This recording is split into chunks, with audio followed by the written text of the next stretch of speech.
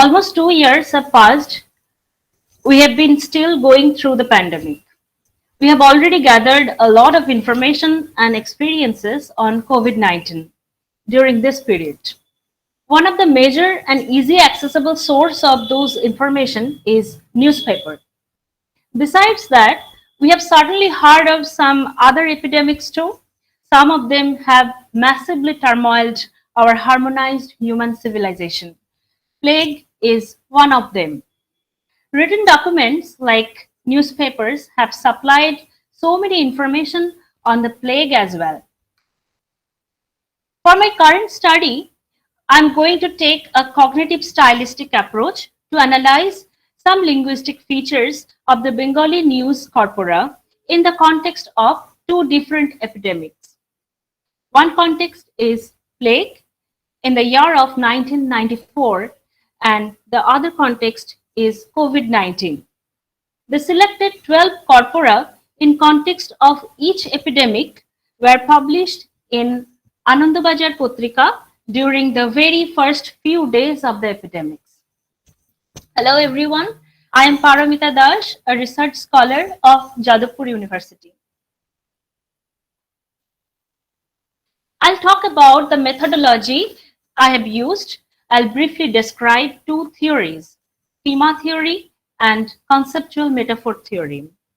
Then I will apply those theories on the news corpora and analyze them. Finally, the conclusion will be drawn and some references will be mentioned. Okay, now what is schema theory? Very briefly speaking, structured knowledge on a particular person or an event or other stuff is is defined as schema. It is based on some received information and past experiences. This knowledge guides us to understand a current situation or action. The next theory is the conceptual metaphor theory. A conceptual metaphor is understanding one domain of experience that is typically abstract in terms of another, which is typically concrete.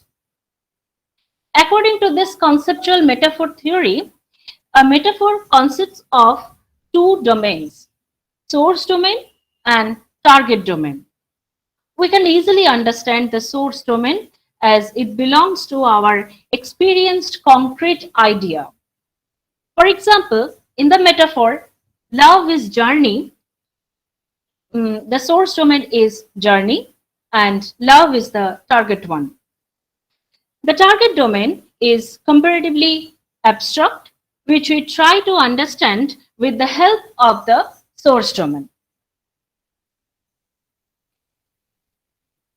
When a schema on a completely new subject grows up, generally we take help of another schema of a different subject so that the new schema as well as the new knowledge structure can be strong enough. Therefore, we can say that the existing schema which helps us to comprehend a new subject is the base of the new schema. We can see the relevant figure on the left side of this slide. Now please look at the right side of the slide. One of the most frequently used way of building new schema on the basis of an existing schema is to create metaphor. Because the two domains of a metaphor are actually different subjects to create different schemas. Here, the concept of love has been introduced through the concept of journey, or we can say that the schema of love has been built on the basis of the existing schema of journey.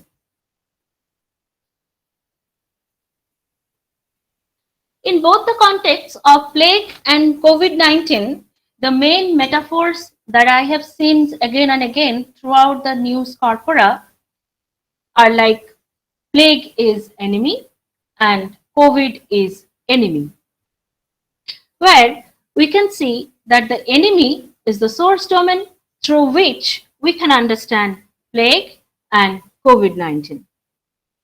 We can build the schemas of plague and COVID-19 on the basis of the existing schema of enemy.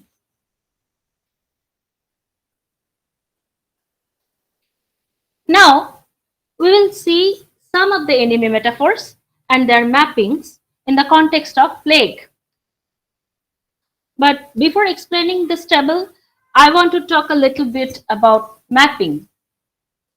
In a metaphor, a certain amount of elements and relations between the two domains are said to be mapped from the source domain onto the target domain.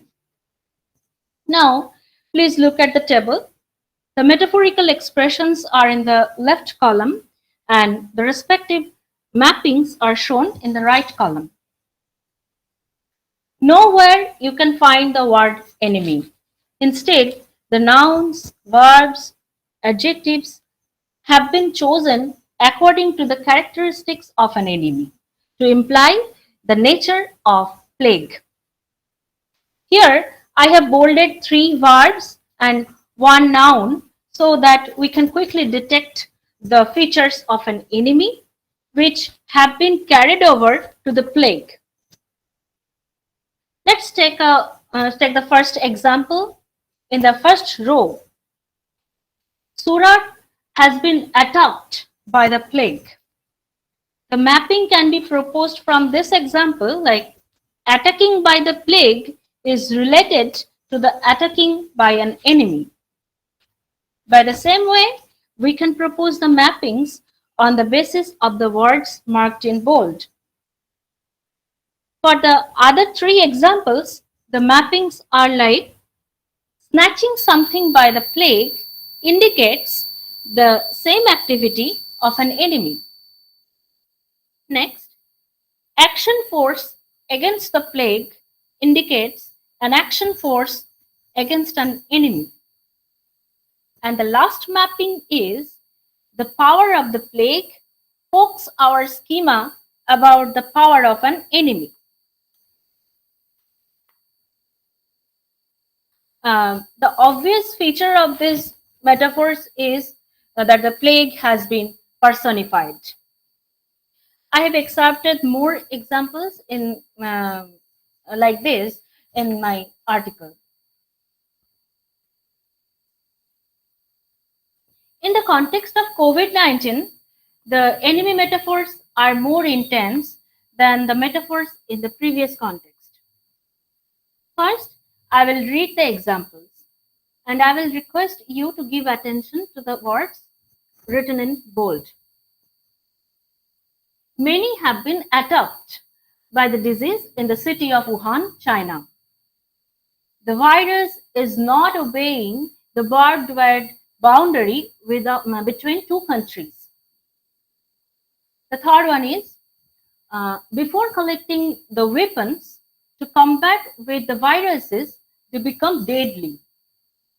And the last one is, alertness for the corona war. Sleep of the medical team has run away. Only the first mapping is similar to the first mapping shown in the context of plague. This one, the first one and the first row, attacking by the plague, which indicates attacking by an enemy. So the first one is similar, but the rest of the metaphorical expressions really make us feel a warlike situation. For the second example, the concept of violation of country rules by an enemy has been carried over to the coronavirus. For the third metaphorical expression, we can see 3 common elements have set up the relation between 2 domains, enemy and COVID. And finally, the expression corona war in the last example is clearly declaring the epidemic as an enemy, which we need to defeat.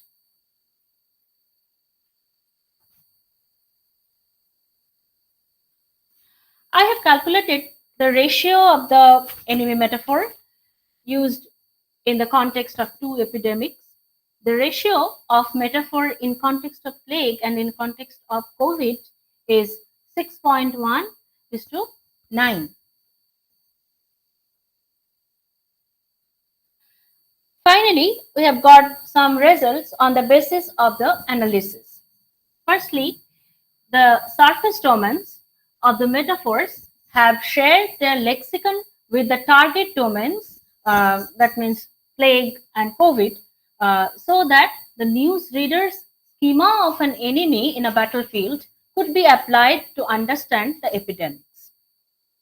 Secondly, based on the ratio, we can infer that the tendency of reporting the situation or making awareness in the period of COVID-19 is more intense than the same tendency in the period of plague 1994.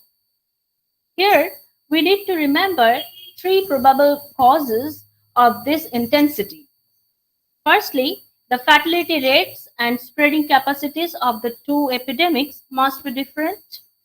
Secondly, the linguistic choices need to be more appealing, crispy, and stronger to compete with the other newspapers, because over the period of 25 years, the competitive newspapers have raised in number.